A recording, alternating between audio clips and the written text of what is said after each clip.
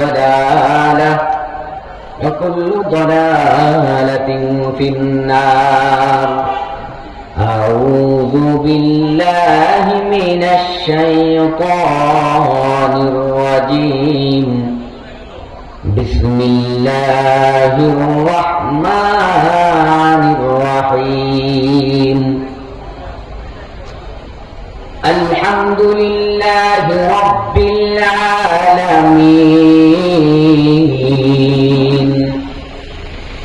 الرحمن الرحيم مالك يوم الدين.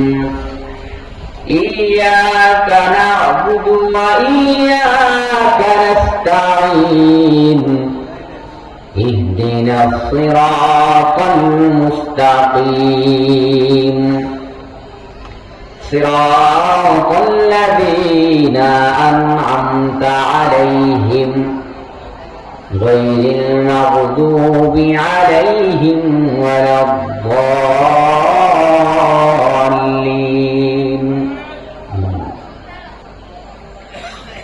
عن أبي هريرة رضي الله تعالى عنه قال قال رسول الله صلى الله عليه وسلم لما قضى الله الخلق كتب في كتابه فهو عنده فوق العرش إن رحمتي غلبت غضبي.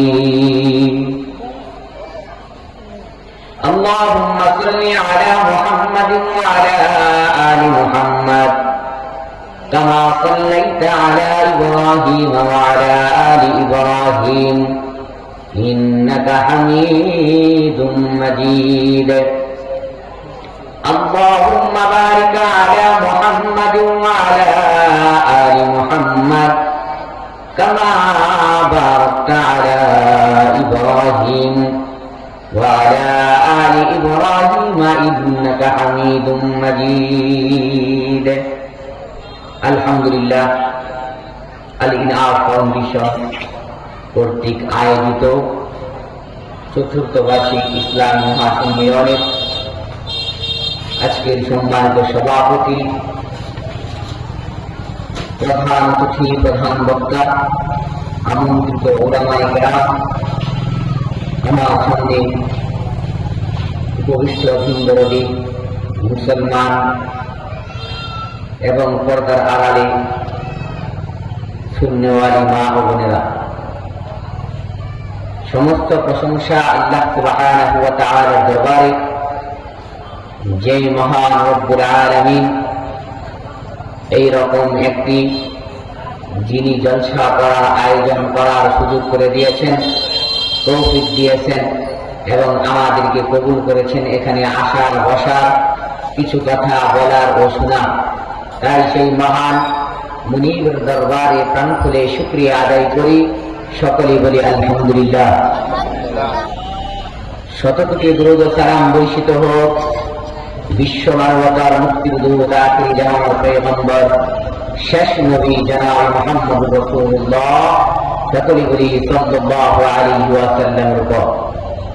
সম্মানিত উপস্থিতি, এখানে যারা বসে আছেন, আমার এই আলোচনা যারা শুনতেছেন, বাহিরে যারা এদিক সেদিক ঘোরাফেরা করতেছেন, বাহিরে যারা আছেন তাদেরকে বলবো, যেহেতু এখানে কোনো গান মজমার আয়োজন করা হয়নি, বরং এখানে কোরআন এবং হাদিসের আয়োজন করা হয়েছে। যারা দোকানপাটে ঘোরাঘুরি করতেছেন, ওনারা আল্লাহর কোরআনকে সম্মান করে এবং রাসূল সাল্লাল্লাহু আলাইহি ওয়াসাল্লামের হাদিসকে সম্মান করে আপনারা আপনাদের যথাস্থানে বসার জন্য অনুরোধ করছি। সম্মানিত উপস্থিতি, আপনাদের সামনে আমি আল্লাহ রাসূল সাল্লাল্লাহু আলাইহি ওয়াসাল্লামের অসংখ্য হাদিস থেকে একটি হাদিস তেলাওয়াত করেছি এবং কোরআন কারীমের সুপরিচিত একটি সূরা, যা প্রত্যেকটা মানুষই পারে, এইরকম একটি সূরা আপনাদের সামনে আমি তেলাওয়াত করেছি। এর উপরেই সংক্ষিপ্তভাবে কয়েকটি কথা বলবো। ওয়া মা তাওফীকি ইল্লা বিল্লাহ। সম্মানিত উপস্থিতি, আল্লাহ রাব্বুল আলামিন এই পৃথিবীতে শ্রেষ্ঠ জাতি হিসাবে আল্লাহ পাক আমাদেরকে বানিয়েছেন। তো আল্লাহ রাব্বুল আলামিন আমাদেরকে শ্রেষ্ঠ জাতি হিসাবে বানিয়েছেন। শুধু তাই নয়, এই পৃথিবীতে শ্রেষ্ঠ কিতাবও আমাদেরকে দান করেছেন। শুধু কি তাই, আল্লাহ রাব্বুল আলামিন আমাদেরকে শ্রেষ্ঠ নবীর উম্মত বানিয়েছেন।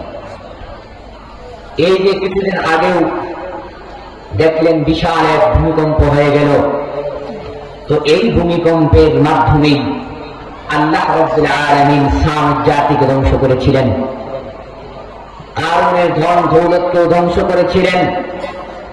মূসা আলাইহিস সালামের উম্মত ইসরাফিলদেরকে আল্লাহ রাব্বুল আলামিন শাস্তি প্রদান করেছিলেন। তো আমার আপনার এইরকম ভূমিকম্প হওয়ার পরেও আল্লাহ রাব্বুল আলামিন এই উম্মতিদেরকে এরকম ভাবে ধ্বংস করেন নাই। কি জন্য করেন নাই? আমার আপনার প্রিয় নবী রাহমাতাল লিল আলামিন আল্লাহর দরবারে দোয়া করে গেছেন, ও রব্বে করিম, অন্য নবীদের উম্মতদেরকে তুমি ধ্বংস করে দিয়েছো তোমার গজব দিয়ে। ও আল্লাহ, তুমি আমার উম্মতদেরকে গজব দিয়ে ধ্বংস করে দিও না। আল্লাহ রাব্বুল আলামিনের কাছে এই দোয়ার বরকতেই আমরা এখন টিকে আছি। তো আল্লাহ রাব্বুল আলামিন আমাদেরকে শ্রেষ্ঠ বাণী, বিশ্ববাণী আল কোরআন দান করেছেন। এইরকম একটি কোরআন আল্লাহ রাব্বুল আলামিন আমাদেরকে দান করেছেন। সেই কোরআনের ভিতরে মহান রব্বুল আলামিন শ্রেষ্ঠতম একটি সূরা সূরাতুল ফাতিহা আমাদেরকে দান করেছেন। আল্লাহর নবী রাহমাতাল লিল আলামিন বলেন, আমার রব্বে করিম এই সূরাটা দুই ভাগে ভাগ করেছেন। এর এক ভাগ হলো বান্দার জন্য, আরেক ভাগ হলো আল্লাহর জন্য। প্রথম 3.5 আয়াত আল্লাহর জন্য, তারপরে 3.5 আয়াত মহান মানুষের জন্য। তাহলে আল্লাহ রাব্বুল আলামিন এরকম একটা সূরা আমাদেরকে দান করেছেন, যেই সূরাটা প্রত্যেকটা আয়াত আমাদেরকে চোখে আঙ্গুল দিয়ে দেখিয়ে যায় যে এই সূরাটা আল্লাহ রাব্বুল আলামিন এমনিতেই নাযিল করেন না। আল্লাহ রাব্বুল আলামিন আমাদেরকে কি সূরা দিয়েছেন? সূরাতুল ফাতিহা। বান্দা যখন নামাজের মধ্যে দাঁড়িয়ে এই সূরাতুল ফাতিহা তেলাওয়াত করে, সঙ্গে সঙ্গে আল্লাহ উত্তর দেন। বান্দা যখন নামাজের মধ্যে দাঁড়িয়ে বলে আলহামদুলিল্লাহি রাব্বিল আলামিন, আল্লাহর পক্ষ থেকে উত্তর আছে হামিদানি আবদি, হামিদানি আবদি, আমার বান্দা আমার প্রশংসা করেছে। তাহলে আল্লাহ রাব্বুল আলামিন এই সূরার ভিতরে বলছেন, বান্দা তুই নামাজের মধ্যে দাঁড়াইবা আর বলবা আলহামদুলিল্লাহি রাব্বিল আলামিন। সমস্ত প্রশংসা কার? সমস্ত প্রশংসা আমার আল্লাহর, যে মহান রব্বুল আলামিন আমাদেরকে আপনাদেরকে লালন পালন করেন। এই পৃথিবীতে যত সৃষ্টি আছে সমস্ত সৃষ্টিকে যেই মহান রব্বুল আলামিন একভাবে এক লাগানে লালন পালন করে যায়, লালন পালনের ভিতরে বিন্দু পরিমাণ ত্রুটি করে না। আমার মহান রব্বুল আলামিন মা বাবার মাধ্যমে মা বাবার গর্ভে আসলাম, আসার পরে পেটের ভিতরে থাকলাম, পেটের ভিতরে থাকার পর পেটের ভিতরে অক্সিজেনের প্রয়োজন আছে, পেটের ভিতরে খাবারের প্রয়োজন আছে। আল্লাহ রাব্বুল আলামিন পেটের ভিতরে সন্তানের যেই খাবারটা ব্যবস্থা করলেন, সেই ব্যবস্থায় সেই খাবারটা মুখ দিয়ে খাওয়া যায় না। মহান রব্বুল আলামিন সেই খাবারটা কিসের মাধ্যমে ব্যবস্থা করলেন? মহান রব্বুল আলামিন সেই খাবারটা নাভির মাধ্যমে, একটা নলের মাধ্যমে সেই খাবারের ব্যবস্থা করে দিলেন। ওই সন্তান মায়ের পেটে চলবে ফিরবে, দীর্ঘ 10টা মাস মায়ের গর্ভে থাকবে। 10 মাস পরে মহান রব্বুল আলামিনের কখন ওই সন্তান দুনিয়ার বুকে আসবে, দুনিয়াতে এসেই তার খাবারের প্রয়োজন আছে। এই জন্য সন্তান দুনিয়াতে আসার পূর্বেই আমার মালিক সন্তানের খাবার পাঠিয়ে দেন মায়ের বুকের ভিতরে। সন্তান যখন দুনিয়াতে আগমন করেন, আগমন করার পর ওই সন্তান যখন দুনিয়াতে আসেন, দুনিয়াতে আসার জন্য যে রাস্তাটা সরু একটা রাস্তা, ছোট্ট একটা রাস্তা, আমার আল্লাহ রাব্বুল আলামিন কুরআনুল কারীমের মধ্যে বলেন, ও মা, যেই সন্তানকে তুমি গর্ভে লালন পালন করলা, যেই সন্তানকে গর্ভে ধরলা, যেই সন্তান দুনিয়াতে এখন আসার সময় হয়েছে, আল্লাহ রাব্বুল আলামিন সূরাতুল আবাসের ভিতরে বলেন, সুম্মাস সাবিলা ইয়াসসারা। আল্লাহ বলছেন, আমি আমার কুদরতি হাত দিয়ে সাহায্য করি তুমি যাতে দুনিয়াতে সুস্থভাবে আসতে পারো। দুনিয়াতে আসার পর মায়ের বুকের দুধ খাওয়া লাগবে।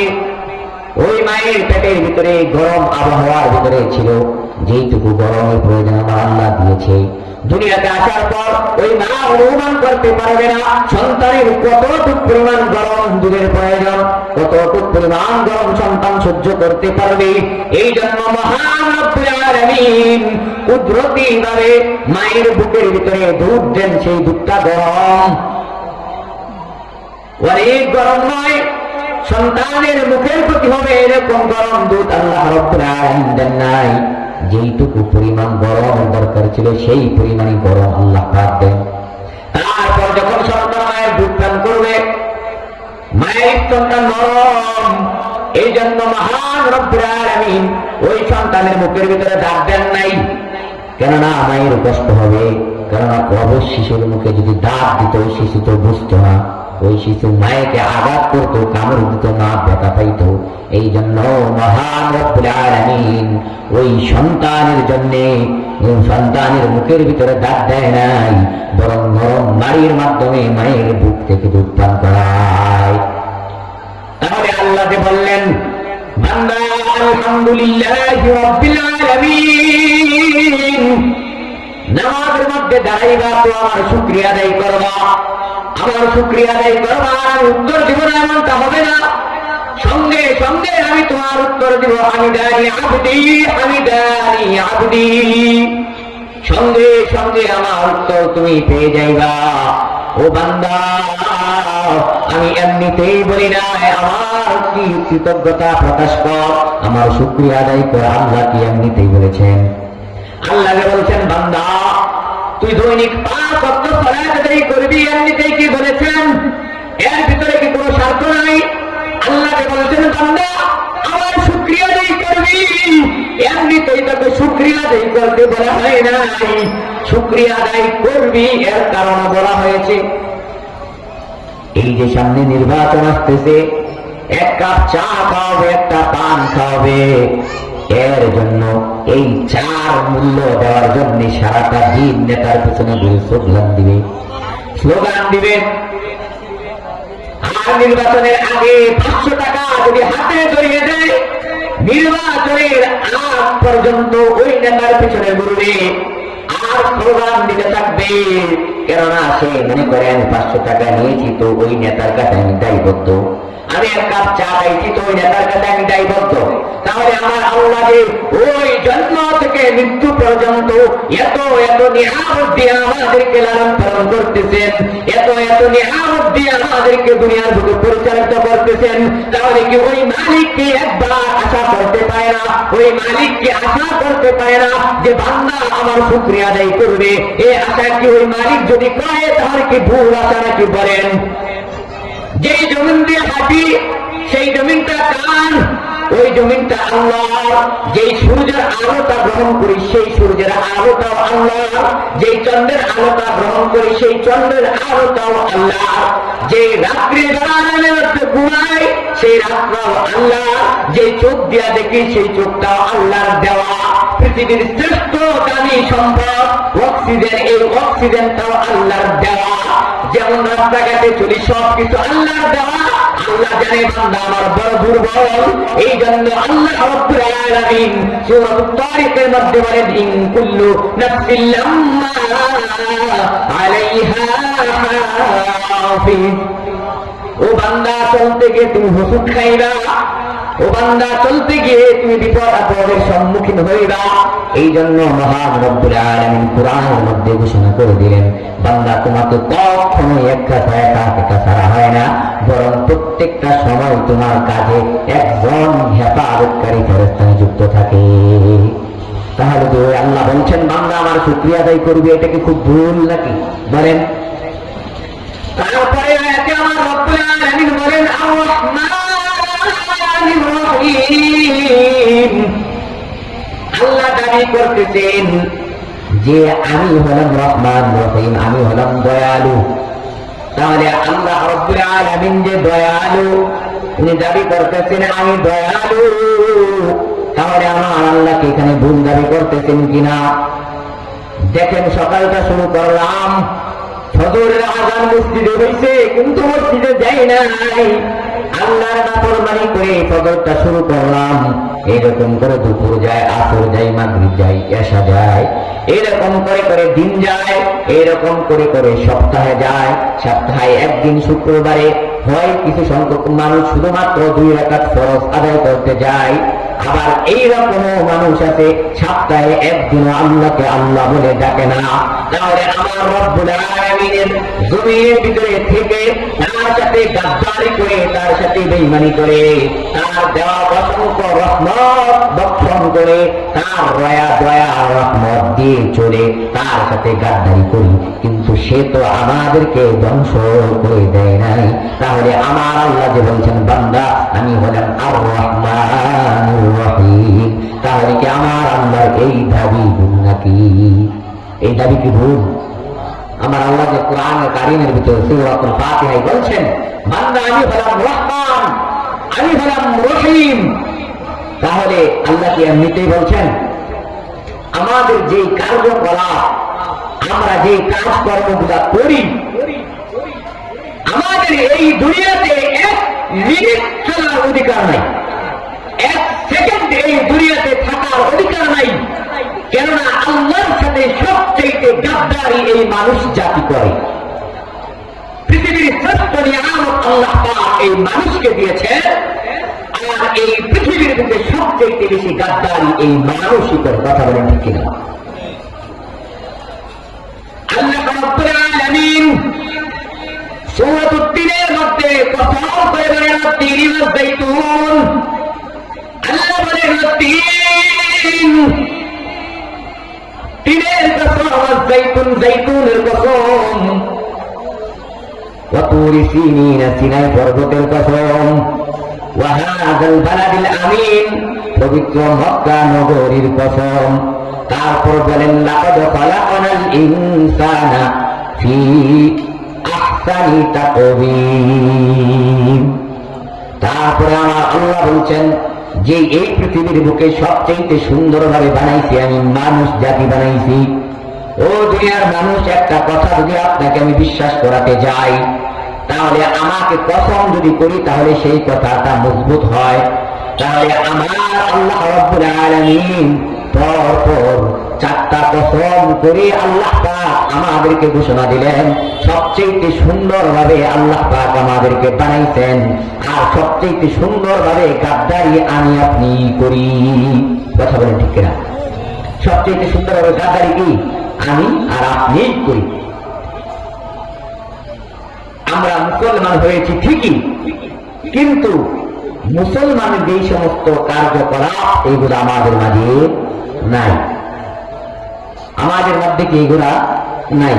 দেখেন আমি আপনাকে দেখাই, জাহিলি যুগের আবু জাহেল, আব্দুল মুত্তালিব,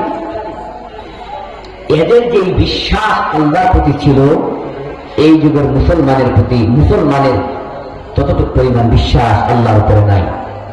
এটা আপনাদের বিশ্বাস হয়? সূরা ফিল নাযিল হয়েছিল বাদশাহ আবরাহা। বাদশাহ আবরাহা যখন কাবা ধ্বংস করতে এসেছিল, তখন আব্দুল মুত্তালিবের মক্কা ঢোকার সাথে সাথেই মক্কার সামনে যত পশু পাখি আছে, ধন সম্পদ ছিল খোলা, এগুলো এই বাদশাহ আবরাহা দখল নিল। আব্দুল মুত্তালিব বাদশাকে গিয়ে বলতেছেন যে আপনি যে সম্পদগুলো জব্দ করেছেন, তার ভিতরে আমার 100 উট আছে, এই উটগুলো ফেরত দিয়ে দেন। তো বাদশাহ আব্রাহা বলতেছে যে আমি আশা করছিলাম তুমি আসবা, এই কথা বলবা যে তোমার কাবারও যেন ধ্বংস না করি, কিন্তু তুমি এটা না করে তোমার উট চাইতেছো। তখন আব্দুল মুত্তালিব বলেন যে উটের মালিক হলাম আমি, অতএব উটের দায়িত্ব আমার, কাবার মালিক তো আর আমি নই, কাবার মালিক হলেন আল্লাহ, যার কাবা ঘর সেই হেফাজত করবে। তো তখন বাদশাহ আব্রাহা বলতেছেন আজকে আমার হাত থেকে কাবা ঘরকে কেউ বাঁচাতে পারবে না। আব্দুল মুত্তালিব চলে আসলেন তার উটগুলো নিয়ে, মক্কাবাসীদেরকে নিয়ে পাহাড়ের চূড়ায় উঠে গেলেন। পাহাড়ের চূড়ায় উঠে যাওয়ার পর আব্দুল মুত্তালিব কি করলেন, ওই কাবা ঘরে আসলেন। কাবা ঘরের চত্বরে হাতটা রেখে আল্লাহর কাছে ফরিয়াদ করলেন, ও রব্বুল আলামিন, বাদশাহ আপনার সামনে দাঁড়ানোর মতো ক্ষমতা আমার নাই। ও আল্লাহ, ঘর তো তোমার, তোমার ঘর তুমি কিভাবে হেফাজত করবা, এটা তোমার দায়িত্ব, তোমার ঘর তুমি হেফাজত করো। তাহলে আব্দুল মুত্তালিব আল্লাহর প্রতি বিশ্বাস না রেখে এই কথা বলছেন। আবু জাহেল বদরের যুদ্ধে কাবা ঘরে হাত রেখে বলেন, ও আল্লাহ, মুহাম্মদ সাল্লাল্লাহু আলাইহি ওয়াসাল্লামের কথা যদি সত্য হয় তাহলে তাকে বিজয় দান করে আমাকে ধ্বংস করে দাও, আর যদি মুহাম্মদের ধর্ম মিথ্যা হয় তাহলে আমাকে বিজয় দান করো, মুহাম্মদকে ধ্বংস করে যাও। নাউযুবিল্লাহ। আমরা এই যুগের মুসলমান হয়ে সেইটুকু বিশ্বাস আল্লাহর প্রতি নাই। এই কারণেই এই যুগে আল্লাহ রাব্বুল আলামিনের সাহায্য আমাদের কাছে সরাসরি আসে না। তাহলে আমাদের বিশ্বাস আল্লাহর প্রতি 100-তে 100 রাখা লাগবে।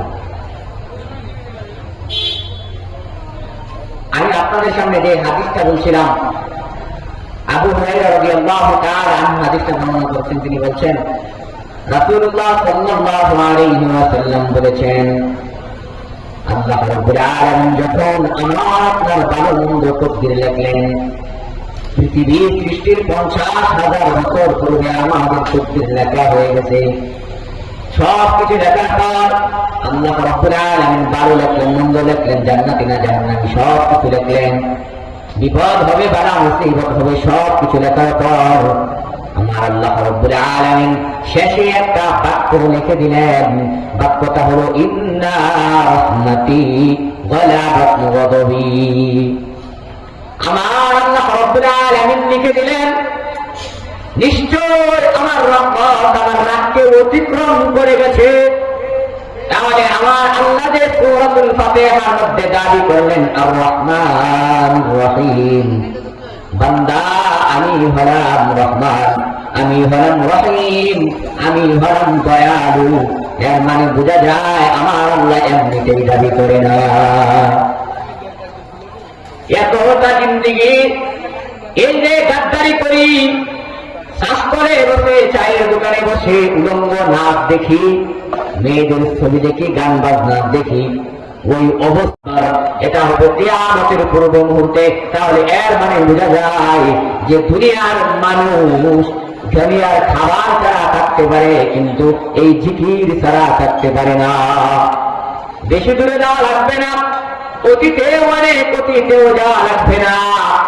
এই তো কিছুদিন আগে, কালকেও আজকে সকালে ফেসবুকের ভিতরে দেখলাম ফিলিস্তিনের এক লোক ইহুদিদের কারাগারের ভিতরে বন্দী ছিল, তাকে কোনো খাবার দেওয়া হয় নাই। লোকটা প্রকাশ করতেছে, মনের বাপ বলতেছে, লোকটা বলতেছেন, এই সাউন্ড ঠিক করো, গলাটা নাই কেন, সাউন্ড ঠিক করো। লোকটা বলতেছেন যে আমাকে কোনো খাবার দেওয়া হয় নাই, আমাকে কোনো পানি দেওয়া হয় নাই, কিন্তু আমার খাবার কি ছিল?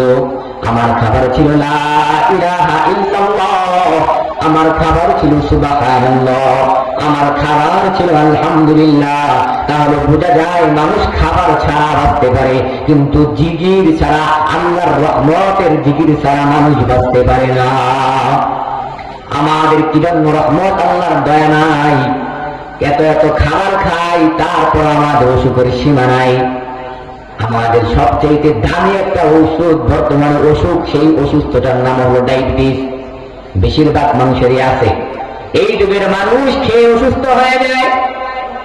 এই যুগের মানুষ যত বেশি খাবে তত বেশি অসুস্থ হবে। এই জন্য অসুস্থ হবে মালিকের শুকরিয়া আদায় নাই। মালিকের শুকরিয়া আদায় না করার কারণে আমার মালিক তার রহমতের ছাউনিটা আমাদের কাছ থেকে তুলে নিয়েছেন। তাহলে যদি তাই না হতো তাহলে এই যুগে এত মুসলমান থাকতে মুসলিমরা মাই খাই কেমনে বলেন? এই যুগে এত মুসলমান থাকতে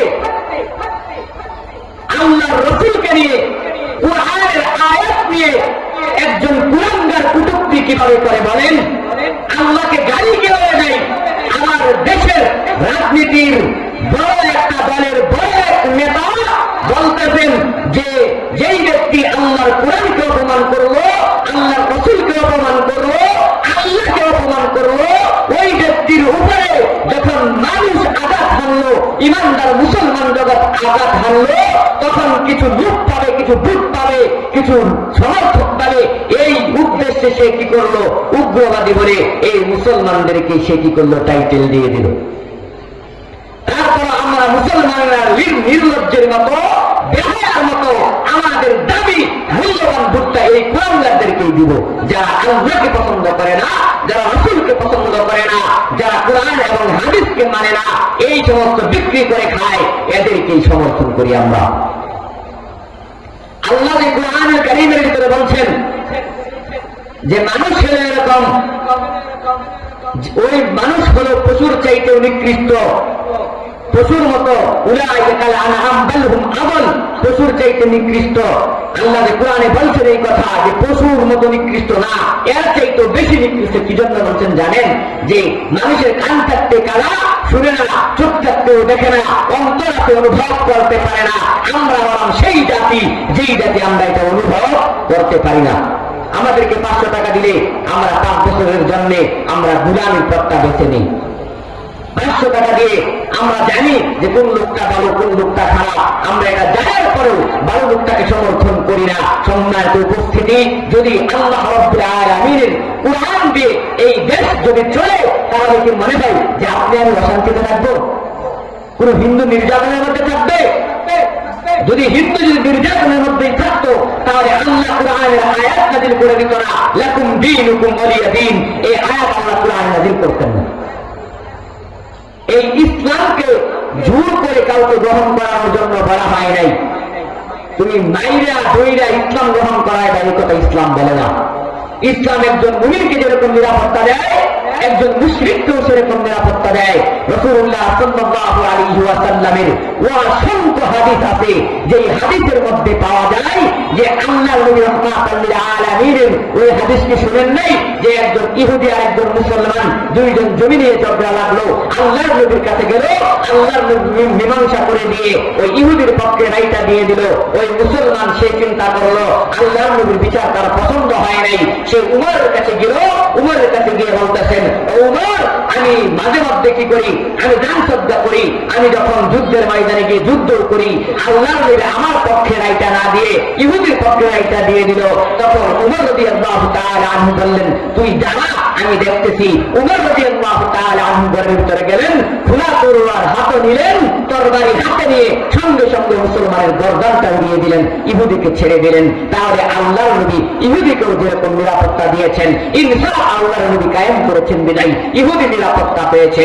ইনসাফ তাকে কায়েম করেছেন বিদায় মক্কা বিজয়ের পর কত মুশরিক ছিল তার নিরাপত্তা পেয়েছিল, তাদেরকে আল্লাহর নবী কোনো আঘাত হারেন নাই। তাহলে এই কোরআন আমাকে আপনাকে ভালোবাসা দেওয়ার জন্য এসেছে, আমার আপনার ভিতরে দূরত্ব সৃষ্টি করার জন্য আসে নাই। আব্রাহাম লিঙ্কনের রাজনীতি দিয়ে, পুত্রী গণতন্ত্র দিয়ে আমরা যদি ইসলামকে বিকৃতি করতে চাই, তাহলে এই ইসলামের মাধ্যমে আল্লাহর কোনো সাহায্য আসবে না।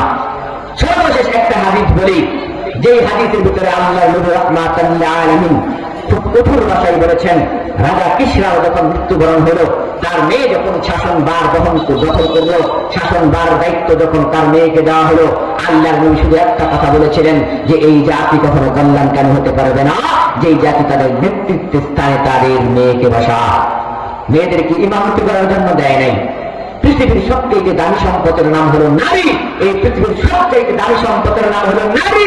পৃথিবীর সবচেয়ে দামি সম্পদের নাম হলো নারী। এই নারীকে কলঙ্কিত করলো বেগম রোকেয়া, এই নারীকে কলঙ্কিত করলো রোকেয়া, ঘর থেকে টেনে হিসেবে বাহির করলো। অথচ একটা নারী 4 দেওয়ালের বাহির থেকে বাহির হবে তো 4 জন সিকিউরিটির মাধ্যমে বাহির হতে হবে। একজন নারী ঘর থেকে বাহির হবে তো 4 জন সিকিউরিটি তার প্রয়োজন পড়বে, 4 জন গার্ড প্রয়োজন পড়বে। হয় তার বাবা তার সঙ্গে থাকবে, না হয় তার বড় ভাই তার সঙ্গে থাকবে, না হয় তার আপন বড় ছেলে তার সঙ্গে থাকবে, না হয় তার স্বামী তার সঙ্গে থাকবে। এই 4 জন বডিগার্ড ছাড়া একজন নারী বাহির হতে পারে না। তাহলে নারীর কি পরিমাণ মূল্যায়ন আল্লাহ করেছেন, চিন্তা করেছেন? বডিগার্ড দিয়ে দিয়েছেন। আমরা হলাম নারীদের বডিগার্ড। সম্মানিত উপস্থিতি, আল্লাহ রাব্বুল আলামিন আমাদেরকে বোঝার তৌফিক দান করুন। আল্লাহ রাব্বুল আলামিন আমাদেরকে কোরআন এবং হাদিস অনুযায়ী আমাদের জীবনকে পরিচালনা করার তৌফিক দান করুন। কুফরি, কালাম, মুশরিক, এই সমস্ত বাজে যতগুলা নোংরা বিষয়গুলো আছে, এই আব্রাহাম লিঙ্কনের কুফরি কালামের রাজনীতি, এই সমস্ত রাজনীতি থেকে আমাদের মুসলমানদেরকে হেফাজত করুন। ইহুদিদের নোংরা চক্রান্ত থেকে আমাদের মুসলমানদেরকে আল্লাহ পাক হেফাজত করুন। সকলে আল্লাহুম্মা আমিন। وآخر دعوانا أن الحمد لله رب العالمين. السلام عليكم ورحمة الله وبركاته.